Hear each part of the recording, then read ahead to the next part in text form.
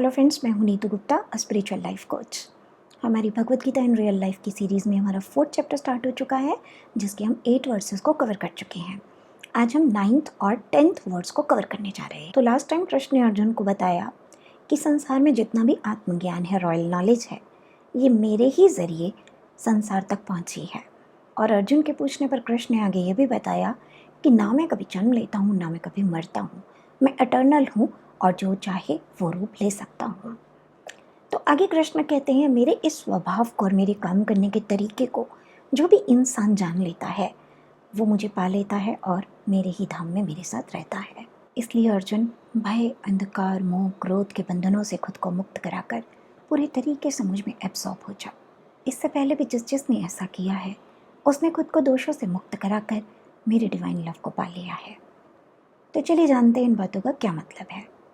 अक्सर इन वर्सेस को पढ़ने के बाद और उनका मीनिंग समझ लेने के बाद हमें ऐसा लगने लगता है कि शायद अब हम कृष्ण को पालेंगे और फिर हम उसी के धाम में उसके साथ रहेंगे।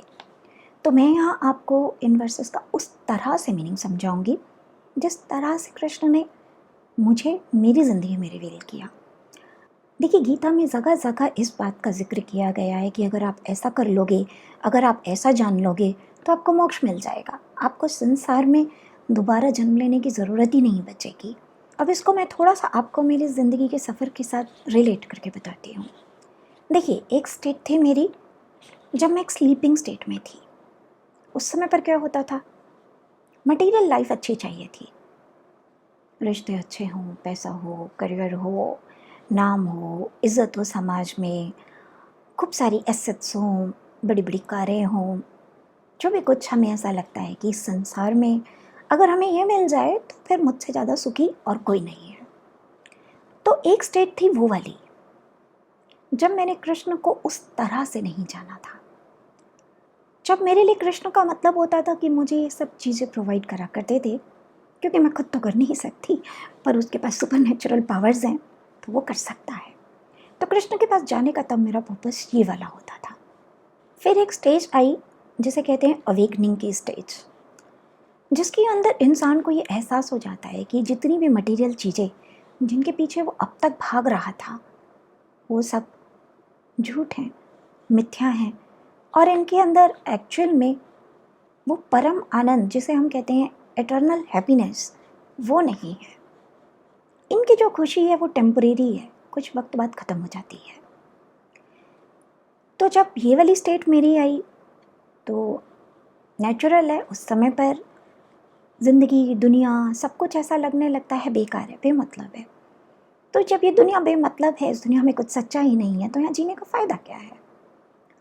तब कृष्ण के पास मेरा जाना कुछ दूसरे तरीके से होता था कि अब मुझे इस दुनिया में रहना नहीं है, तो मुझे यहाँ से मुक्ति दिला दो, जन्म लेके करना क्या है इस दुनिया के अंदर। तो ये थी दूसरी स्टेज।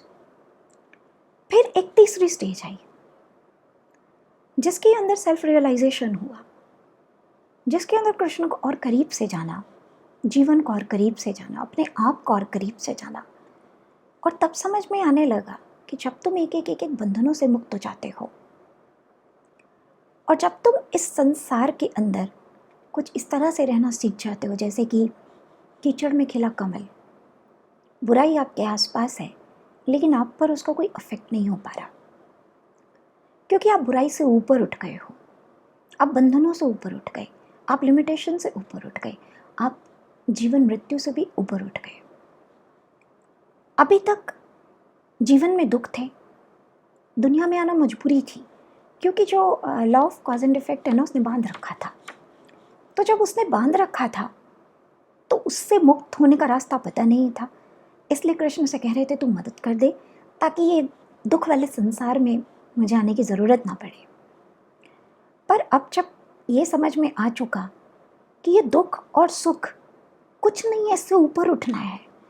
आत्मा की जो रियल स्टेट है वो तो कृष्णा वाली स्टेट है, जिसमें कोई भी बंधन नहीं है आपके ऊपर, आप हमेशा आज़ाद हो। आप जब चाहो संसार में जन्म ले सकते हो, अनुभव करके, एक्सपीरियंस करके यहाँ से जा सकते हो, क्योंकि जब आप एक अवेकन स्टेट में, एक सेल्फ रियलाइज स्टेट में जन्म लोगे तो आप खुद ही अपने आप को बंधनों से बचा कर चलोगे। जब आप बंधनों से बचते हुए जीवन को जियोगे तो कर्म आपको बांध नहीं पाएंगे। तो जब से मुझे कृष्ण का ये वाला स्वभाव, ये स्टेट समझ आई, और जो कृष्ण है वही तो मैं हूँ। ठीक है, मैं अपनी उस स्टेट को खो चुकी हूँ, लेकिन सच तो ये है कि मैं खुद पर काम करके अपनी इस स्टेट को वापस से पा सकती हूँ। तो अब जब से ये वाला ज्ञान मिला है, जब से कृष्ण को इस तरह से जाना है, तो अब चाहत ये नहीं है कि संसार से मेरा पीछा छुड़ा दो या मुझे मटेरियल गिफ्ट दे दो, क्योंकि अब तो पता है तुम्हारे पास वो शक्तियाँ हैं कि तुम जब चाहे अपने लिए मटेरियल अबंडेंस क्रिएट कर सकते हो। तुम्हारे पास वो शक्तियाँ हैं, जब तुम चाहे इस दुनिया में आओ, जब चाहे यहाँ से जाओ। तो अब क्या है, पूरे तरीके से मैं कृष्ण में एब्सॉर्ब होती जा रही हूँ, क्योंकि मुझे ये समझ आ गया रियल स्टेट यही है, जो एटर्नल है इस दुनिया में वो सिर्फ यही है, बाकी सब झूठ है। तो आज मेरी हर कोशिश, मेरा हर स्पिरिचुअल स्टेप सिर्फ अपनी इस स्टेट के अंदर परफेक्शन पाने के लिए होता है। अब मैं कृष्ण से पैसा, नेम, फेम ये सब तो मांगती ही नहीं, बहुत वक्त से लिबरेशन भी नहीं मांगती। समझ आ चुका है आत्मा हमेशा से लिबरेट ही है। अब तो सिर्फ अपने अंदर ये जो दोष आए हुए हैं ना, जिनकी बात अभी कृष्ण कर रहे हैं, कि अगर तुम मेरी शरण ले लोगे। अब शरण लेने का मतलब ये नहीं है कि कृष्ण कृष्ण जपते रहो, ये स्टार्टिंग स्टेज के लिए ठीक है। जब तक आपका मन वहाँ पर लगता नहीं है तब तक ठीक है, आप जपो। पर आपको कृष्ण कृष्ण जपना नहीं है, आपको कृष्ण की शरण में जाना है।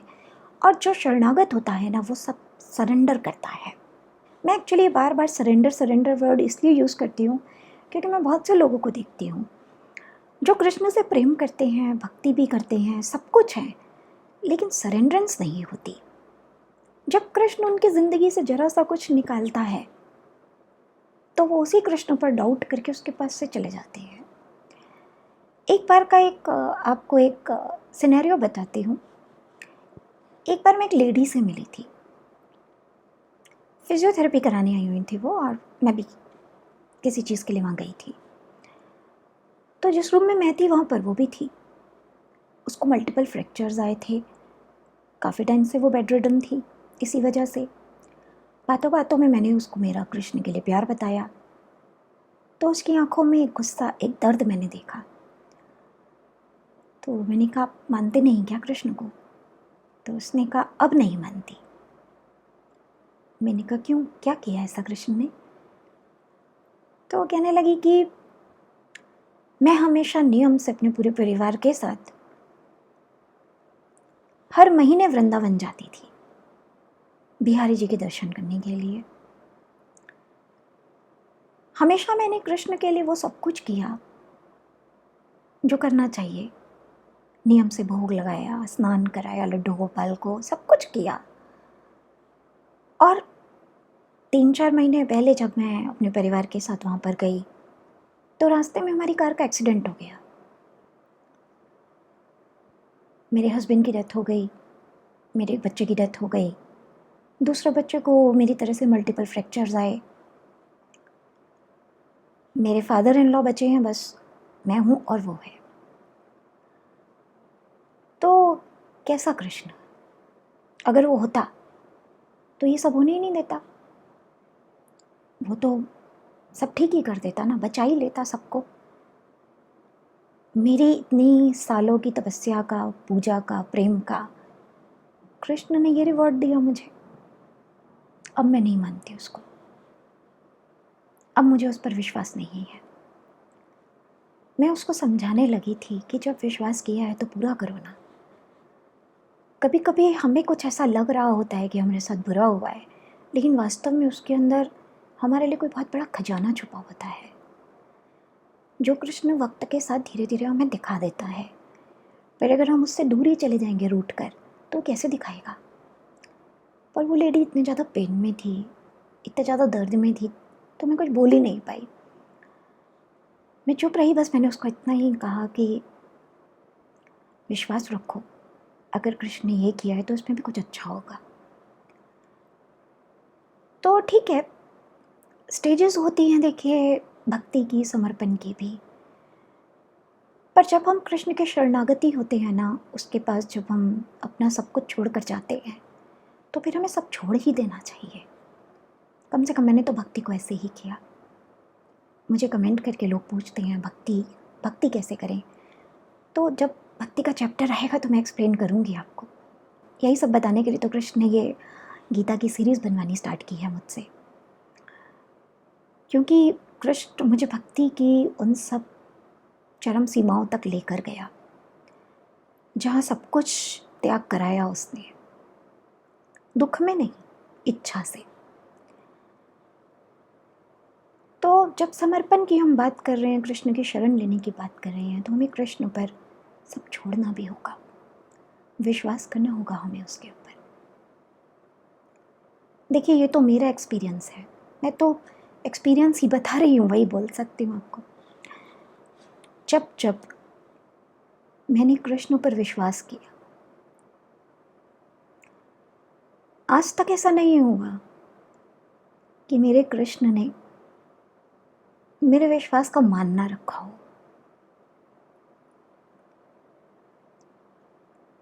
हो सकता है कोई चीज़ मुझे उस वक्त पर समझ नहीं आ रही, लेकिन जब मैं पेशेंस रखती हूँ, शांति रखती हूँ, विश्वास के साथ कृष्ण के साथ टिकी रहती हूँ, तो कुछ वक्त में कृष्ण मुझे सब खोल कर दिखा देता है कि उसने ऐसा क्यों किया।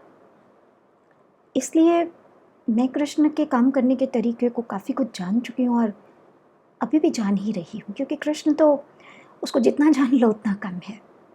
पर हाँ, मैं खुश हूँ कि कम से कम मैंने यहाँ तक जाना उसको, यहाँ तक जाना कि मैं उसके नाम पर कुछ भी छोड़ सकती हूँ, कुछ भी, चाहे वो चीज़, वो इंसान मुझे कितना ही प्यारा क्यों ना हो।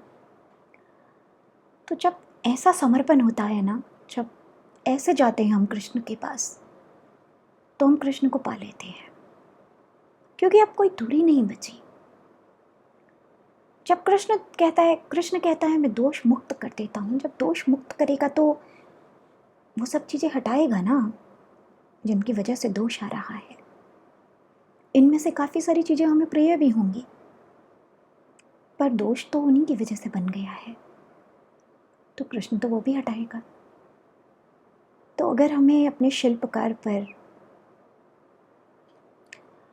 उस पर भरोसा ही नहीं है जिसकी शरण ली है, तो कैसे दोष हटाएगा वो हमारे। तो बस मैं आपको यही कहना चाहूँगी कि जब समर्पित हो ही रहे हैं तो ज़रा ठीक से होइए। ऐसा मत कीजिए कि किसी वक्त आपकी इच्छा पूरी नहीं हुई या आपकी इच्छा के विरुद्ध कुछ ज़िंदगी में हो गया तो आप कृष्ण पर से विश्वास ही हटा लें और उसके पास से चले जाएं। यकीन मानिए, जो भी हो रहा है उसकी मर्ज़ी से हो रहा है। जब आप उसकी शरण में हैं, जब आपने उसको अपना मान लिया, एक पल के लिए भी कृष्ण की नज़र आप पर से जाती नहीं है कहीं।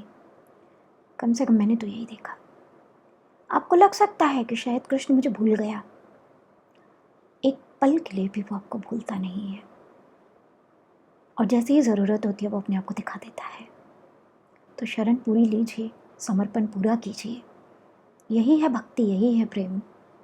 जब प्रेम किया है तो विश्वास भी कीजिए उस पर। जब आप ऐसा करते हैं तब आप उसके अंदर एब्सॉर्ब होने लगते हैं। जब आप उसमें एब्सॉर्ब होने लगते हैं तब आप कृष्ण को मौका देते हैं कि आपके दोष मुक्त करे, आपके अंदर जो जो इम्प्योरिटीज़ आ गई इस सफ़र के अंदर उसको निकाले। और जब कृष्ण ऐसा कर देता है तब संसार के जीवन मृत्यु के चक्र से आप मुक्त हो जाते हैं, क्योंकि ये दोष ही तो हैं जो अलग अलग कर्म बनकर आपके सटल बॉडीज़ के अंदर, आपके चक्रास में, आपके डीएनए में जगह जगह स्टोर हो गए हैं। तो इन वर्सेस का बहुत गहरा मीनिंग है। इनको उसी तरह से समझने की कोशिश कीजिए जैसे मैंने समझाया। जब आप यहाँ तक पहुँच जाएंगे, ट्रस्ट मी, फिर आपको लगेगा अब आप मुक्त हो गए। फिर जीवन से शिकायतें नहीं रहेंगी, क्योंकि फिर जीवन समझ में आ जाएगा। और जीवन यही है, आत्मा को कोई बंधन नहीं है, आत्मा मुक्त है। आत्मा को बंधन सिर्फ इसलिए हुआ है क्योंकि आत्मा खुद को भूल गई और साधारण शरीर मानकर जी रही है, जिसके अंदर वो तरह तरह के दोष पाले जा रही है, तरह तरह के कर्म बना रही है। तो जब हम कृष्ण से उस तरह से जुड़ जाते हैं तो हमें ये सारा ज्ञान ऑटोमेटिकली मिल जाता है। तो देखिए, जितना भी ज्ञान मेरे पास है, ये ऐसा नहीं है कि मैंने घंटों घंटों मेडिटेशन की हैं और उसके अंदर कृष्ण ने मुझे कोई प्रवचन दिए हैं और तब मुझे समझ में आने लगी हैं बातें। नहीं, ये तो मैंने बस मुझको कृष्णा को दे दिया और कभी मैंने शिकायत नहीं की कि तू ऐसा क्यों कर रहा है और ऐसा क्यों नहीं कर रहा। वो जो कर रहा है बस ठीक है। वो कब मेरे अंदर धीरे से चुपके से मेरी कॉन्शियसनेस के अंदर कोई बात डाल देता है, मुझे नहीं पता। मुझे बस इतना पता है, मुझे समझ आ जाता है, मेरे मन में शांति आ जाती है, मेरे पास मेरा जवाब आ जाता है। तो कृष्ण की तो इतनी लीलाएं हैं, इतना कुछ है उसके अंदर, जितना जान लो उतना कम। आप में से किसी ने लास्ट टाइम मुझसे सवाल किया था कि क्या आप कृष्ण से सच में बातें करते हो? तो मैं आपको बताना चाहूँगी, कृष्ण से हम सभी बातें कर सकते हैं। बातें करने का मतलब ये नहीं होता कि जैसे मैं आपसे बात कर रही हूँ ऐसे कृष्ण नहीं बोलता। वो एक सटल फ्रीक्वेंसी होती है। जैसे जैसे आप इवॉल्व होते जाते हैं, आपके अंदर से दोष मुक्त होते जाते हैं, तब आप उस फ्रीक्वेंसी पर कृष्ण से कनेक्ट होने लगते हैं। और जब आप उससे कनेक्ट होने लगते हैं, आप वहाँ से फ्रीक्वेंसीज रिसीव करते हैं जिनको आपका माइंड वर्ड्स में कन्वर्ट करता है। तो बस मैं वो वर्ड्स में कन्वर्ट करके आपका काम आसान बनाने के लिए आपको उस तरह से प्रेजेंट कर देती हूँ। तो ऐसा कुछ नहीं है कि कृष्ण मेरे सामने नीचे उतर कर आता है या सपने में आता है और मुझे एक एक वर्ड बोल कर जाता है। सपने में कभी वो आता था जब आता था, पर तब भी उसने बोला कुछ नहीं, भावों में ही समझाया है। मैंने हमेशा कृष्ण के सिर्फ भाव रिसीव किए हैं, उन भावों में ही मुझे मेरा सारा मतलब मिल गया है। तो आप भी जुड़िए उसके साथ। जब जुड़ेंगे, धीरे धीरे उसके और करीब जाएंगे, तो इस फ्रिक्वेंसी पर आप भी आने लगेंगे।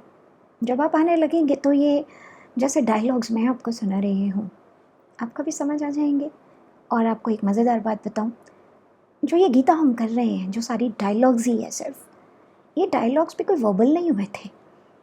ये सब भी कॉन्शियसनेस के थ्रू जैसे मुझे दिए जा रहे हैं, जैसे मैं आपको पास ऑन कर रही हूँ, इसी तरीके से अर्जुन को मिले थे। तो भगवान हमारे इस भौतिक संसार की चीज़ों से, 5 सेंसेस से, इन सब से बहुत परे हैं। हकीकत में हमारे पास भी वो सब शक्तियाँ हैं। धीरे धीरे आप इन पे काम कीजिए, आपकी भी डेवलप होंगी।